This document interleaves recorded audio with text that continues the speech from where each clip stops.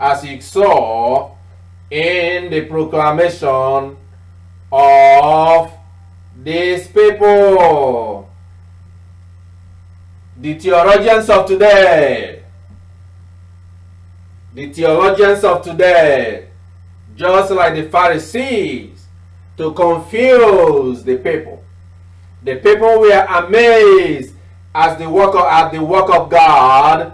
They were amazed at what God is doing. What God is doing in your life. What God has done in your life. What God has done for our country. For God has blessed our country and our nation. An unmerited favor. The land that is not ours. That the Lord allowed us to be partaker of it, to enjoy the abundance of His blessings in this land.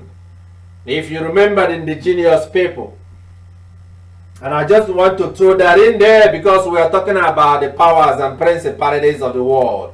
And a lot of people, when we look at America, a lot of people think that it's just one country. The United States of America is not one country. There are several countries that is made up of the United States of America. And I am not talking about the states, the 50 states plus 3 provinces.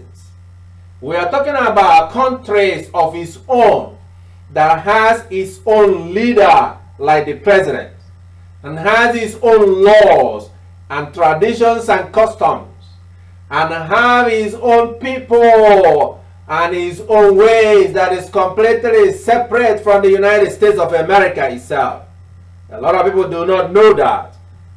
Like the Indians and the Cherokees and all the other Mayocas, all the other countries that came together and formed treaties. Treaties are between nations and between countries. And they agreed to share resources to be able to embrace peace instead of war. And in order for us to live in harmony and in peace with one another. For that is what America is made of. America is a nation that is designed and established to fear God and honor God and serve and worship God. That is free for those that do not worship our God but worship their own God. Those that are free to even be atheists. Because God is free. Wherever Christ is, there is liberty and there is freedom. A lot of people have gone so much astray like the Pharisees in their theologians. And then looking at the news this past week, and I saw something that is written by Bishop of Luxembourg. Bishop of Luxembourg, one Cardinal Jean Claude Holy Rich, and spewing foolishness out of his mouth, coming out of the altar of the devil, just like the Pharisees deceiving the people. In the word that came out of him, these are the same group of people like come out of Germany, that when you look at it today, you will think that this is a place where someone like Martin Luther came from. And thank God I didn't add a king there, because anytime I refer to Martin Luther, I add a king there, as if he's our own king, Martin Luther King here in America. So that's quite interesting. I keep trying to add a king to his name. But when talking about Luther, who himself, at a point, I mentioned that in the last message, the Lord brought it out of my mouth, about him in the way the leaders of the church continue to mislead people. And in the mouth of this so-called cardinal, that we do not know how he climbed up to be able to reach to such status in the church of Christ. For the church of Christ is holy, but they are continue to become people that sneak in, because the Christians and the leaders of the church were not as vigilant as Paul in his letters to the Galatians in chapter 2 from verse 2 to 5. They could not, the apostles with Peter could not allow them to sneak in those that live in traditions. those that live in the customs and allow their traditions and their customs and use that to cover the truth, embellish the truth of the gospel. Those are serving Satan themselves in the things that spew out of their mouth.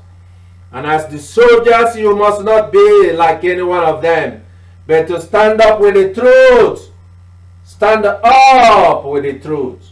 For he says in his mouth that God will not be angry with a man that has fallen in love with another man.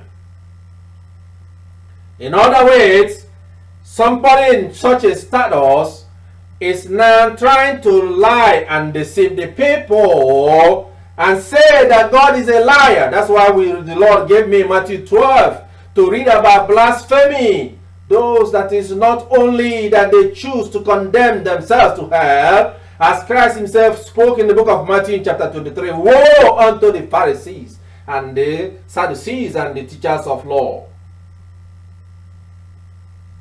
But they continue to deceive people.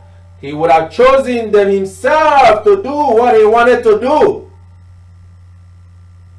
To be like the ones that he was talking about, that he's blessing and they are blessing about, and allow that are freed themselves to do and live their life as they chose.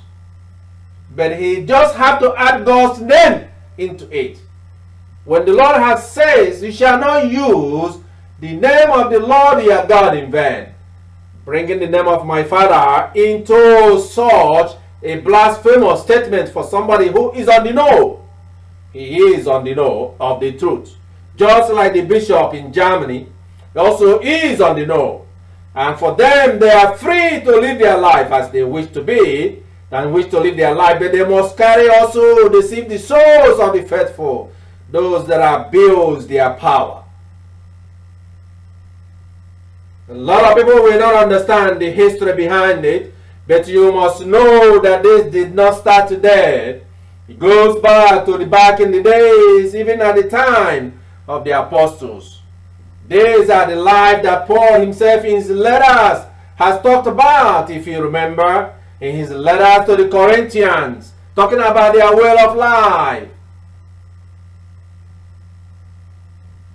Those that live to the sensuality and sexual immorality that he called out and say, change your way.